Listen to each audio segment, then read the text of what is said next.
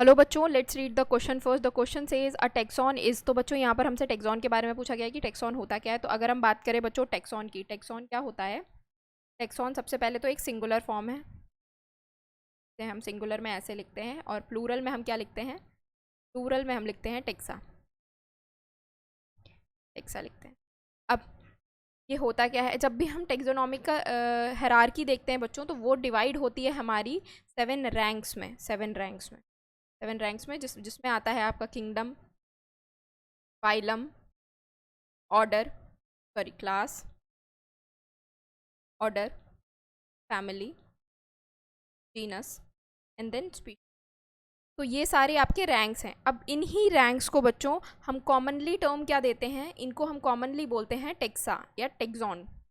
ये सारे टेक्सा हैं, और सिंगल यूनिट को हम क्या बोलेंगे, इस पर्टिकुलर यूनिट को हम क्या बोलेंगे, टेक्सॉन बोलेंगे। या फिर हम अगर हम इसकी बात करें तो ये भी टेक्सॉन है, ये भी टेक्सॉन है, ये भी टेक्सॉन है, ये भी टेक्सॉन है, ये भी टेक्सॉन है, ये भी टेक्सॉन है, और ये सारे मिलाकर क्या है, ये सारे टेक्सा हैं।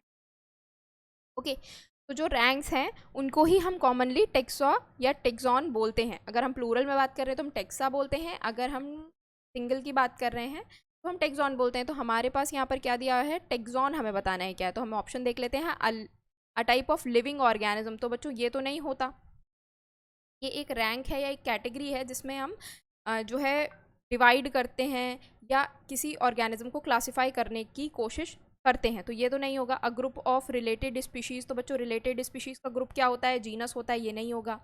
अ ग्रुप ऑफ रिलेटेड फैमिलीज़, तो a group of related families is order, तो ये भी नहीं होगा।